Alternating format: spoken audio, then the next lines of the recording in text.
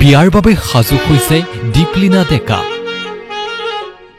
নগাঁৱত নতুন বছৰৰ পৰিকল্পনা ৰাজহুৱা কৰিলে শিল্পী দীপলিনা ডেকাই মা দেউতাৰ পছন্দত বিয়াত বহিব শিল্পীগৰাকী সাৰ্ভিল ৰেসিডেন্সিৰ ফ্লেটৰ শুভ উদ্বোধনী অনুষ্ঠানত মন্তব্য দীপলিনাৰ ব্যক্তিগত বাসগৃহতকৈ ফ্লেটক সুৰক্ষিত আৰু আৰামদায়ক আখ্যা দীপলিনাৰ সলনি কৰিবৰ হল ক্যালেন্ডাৰ নতুনে এতিয়া ভুমুকি মাৰিছেহি আমাৰ পদুলিত সমাগত 2025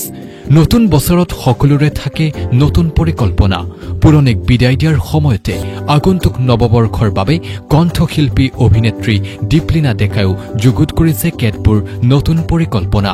দেওবাৰে নগাঁৱত এই নতুন পৰিকল্পনাৰ কথা সদৰি কৰিলে জনপ্ৰিয় অভিনেত্ৰীগৰাকীয়ে শুনক সেই নতুন চিন্তাৰ কথা আৰু বাকি নতুন বছৰ পৰিকল্পনা বহুত আছে এখন যেহেতু সিনেমা মোৰ ৰিলিজ হল অভিমন্যু এখনৰ যথেষ্ট ভাল সহাৰি পাইছো আৰু যিসকলে চাইছে আমি 100% পজিটিভ ৰিভিউ পাইছো অভিমন্যু সিনেমাখনত আৰু সেই ক্ষেত্ৰত আমি খুবেই বেছি সুখী গতিকে অভিনয় ক্ষেত্ৰতো যথেষ্ট এতিয়া অফাৰ্স পাইছো অহা বছৰলৈ হয়তো সিনেমা হ'ব পাৰে চাই লওঁ কি হয় বাকি গীতৰ পৰিকল্পনা আছে বিহু আহি পাইছেহি বিহুৰ কেটামান গানৰ প্ল্যানিং কৰি আছো সেইখিনি নতুন চুক্তি হৈছে নেকি সিনেমাক লৈ নাই এতিয়ালৈকে হোৱা নাই হলে মই নিশ্চয় জনাম আপোনালোকক নগাঁও চহৰৰ লাউখোৱা ৰোডত নিৰ্মীয়মান অৱস্থাত থকা সাৰ্ভিল ৰেসিডেন্সিৰ শুভ উন্মোচনী অনুষ্ঠানত মুখ্য অতিথি হিচাপে উপস্থিত থাকি মনৰ কথা ৰাজহুৱা কৰে দীপলিনা ডেকাই লগতে তেওঁ ব্যক্তিগত বাসগৃহতকৈ ফ্লেটৰ জীৱন সুৰক্ষিত বুলিও প্ৰকাশ কৰিলে সংবাদ মাধ্যমৰ আগত মৃদু মধুকৈ হাঁহিৰেই উত্থাপন কৰিলে বিবাহৰ প্ৰসংগ লগতে কলে ফ্লেট ক্ৰয় কৰাৰ সপোনৰ কথাও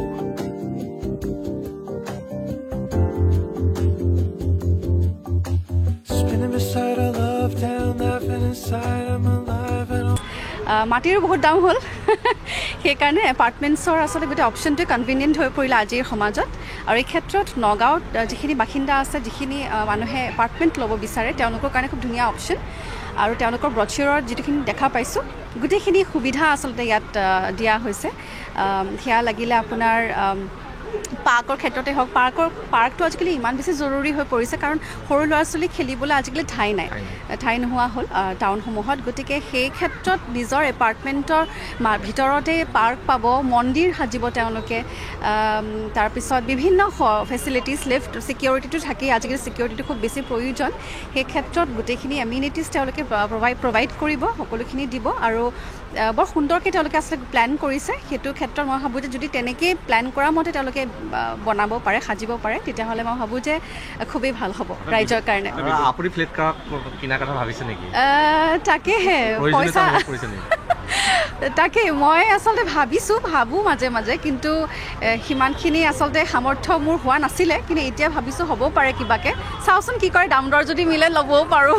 আৰু আপুনি পইচা আছে কথা মতে আপোনাৰ ঘৰ দেউতা মা কষ্ট হৈছে এনে ঘৰ যেনেকে সুধিছোঁ একদম বিয়া বাৰুৰ কথা কিবা চলিছে নেকি এই এপাৰ্টমেণ্ট লঞ্চৰ এইটো কি প্ৰশ্ন কৰিলে নতুন বছৰ আহি আছে কিবা নতুন পৰিকল্পনা হয় নাই তেনেকুৱা কোনো পৰিকল্পনা বৰ্তমান নাই আৰু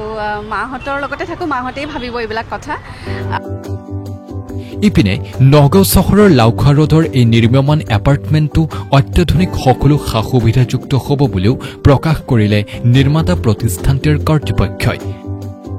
ইয়াত আপোনাৰ আমাৰ গ্ৰাউণ্ড ফ্ল'ৰত বেছমেণ্ট পাৰ্কিং থাকিব আৰু মন্দিৰ এটা আমি বনাই আছোঁ প্লাছ টেৰেছত আপোনাৰ কমিউনিটি হল থাকিব আৰু ইনডোৰ গেম স্পেচ থাকিব ইয়াৰ বাহিৰে আপোনাৰ বাচ্চা খেলিবৰ কাৰণে আমি এটা ডেডিকেটেড এৰিয়া বনাই আছোঁ তাৰপিছত ছিনিয়ৰ চিটিজেন বহিবৰ কাৰণেও এটা প্ৰভিজন থাকিব মানে যিমানখিনি পাৰিছোঁ আমি খুব মানে ট্ৰাই কৰিছোঁ এইটো চব